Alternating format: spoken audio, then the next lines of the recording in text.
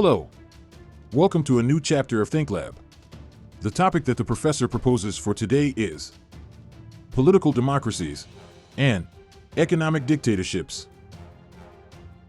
From France to Uruguay, not by chance, neoliberal governments have proposed a pension reform that adds years to the retirement age, 2 in France, up to 5 in Uruguay.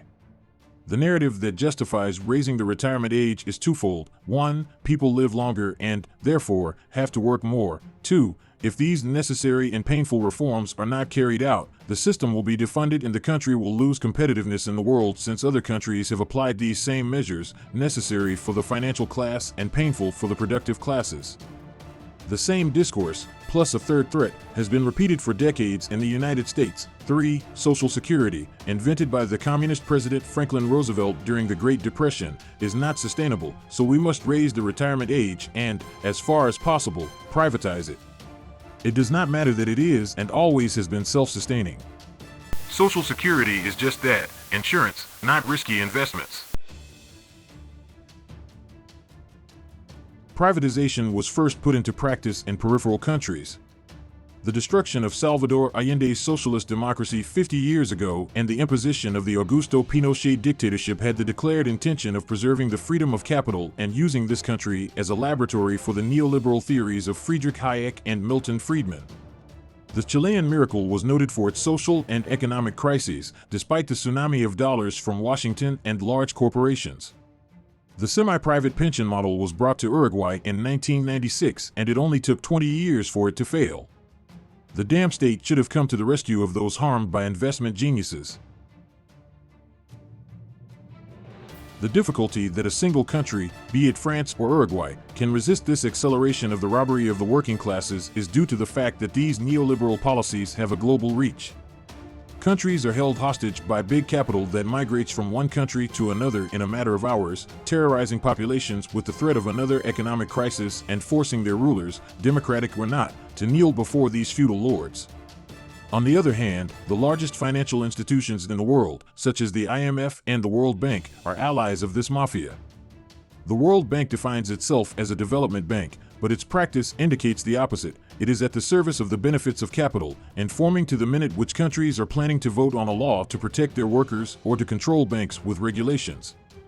Thus, its partners and clients can protect their investments by transferring their millions from a sovereign country to a more friendly one, better placed in the ranking of business freedom, another of those old functional fictions. Since the 1980s, the productivity of workers in the United States and around the world has been steadily growing, while their wages have remained stagnant or have lost purchasing power. You don't have to be a genius to understand where this difference between productivity and salary went. But they want more. Another tender explanation for legislating against the will of the people consists of the classic idea that it is not the unions that govern but the elected governments. But in France alone, 70% of the population is against the pension reform, and its government elected by the people refuses to listen. This deafness is classic and, in turn, is justified by another ideology: the government must act responsibly, not demagoguery. Again, responsibility before the capital of harassment, demagogy for exercising democracy, giving the people their right to decide.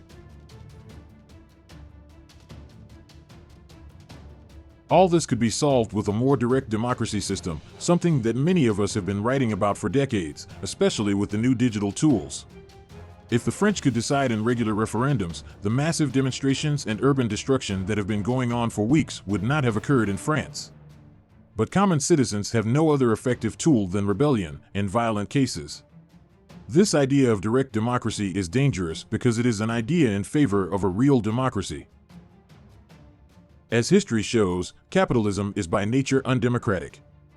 It has developed from the brutality and carnage in its colonies, it has been strengthened by slavery, it has been consolidated with the multiple military dictatorships in Asia, Africa, and Latin America.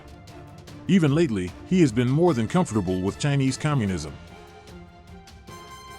When capitalism coexisted with liberal democracies, it was not because it was a democratic system, but because it is a great manipulator, to the point of convincing half the world that democracy and capitalism are the same thing, since both are based on freedom. What he forgets to clarify is that democracy refers to the freedom of the people and capitalism understands it as the freedom of capital, that is, of the dictatorial elite that today not only owns most of the world's wealth, but the control of the global financial system and the near monopoly of the dominant media. The French have a long tradition of social protest, but they can also afford to riot in the streets since few will accuse them of being underdeveloped. Uruguayans, despite their long tradition of democratic institutions such as education, health, and individual rights, are much timider in their claims. Its oligarchy, like all of them, also has a long tradition of stigmatizing the advances of real democracy, accusing any popular demand of being communist, a recipe inoculated by the CIA in the 1950s and which survives 30 years after the Cold War at the same time. They do it in the name of democracy and freedom. The solution for France is not easy in an international context kidnapped by the masters of capital who demand and even convince their slaves to work more years for the same ration and, moreover, to do so of their own free will. For Uruguay, due to its context and its size, it is more than difficult. But in both cases, if resistance to economic dictate succeeds, they could set themselves up as dangerous examples. For these reasons, the only long-term solution is the union of a new current of non-aligned countries or those associated by common interests, cultural and economic, such as Latin America, example. But of course, we all know that the centennial solution of imperial capitalism has been the disunity, demobilization, and demoralization of the colonies and their workers. So long as this ideological inoculation that today, in the former colonies, nationalist movements are on the rise. With one detail, they are not the anti-colonialist nationalism of the 1960s in Africa, for example, but a sepoy and parasitic reflection of imperial nationalism in their own colonies.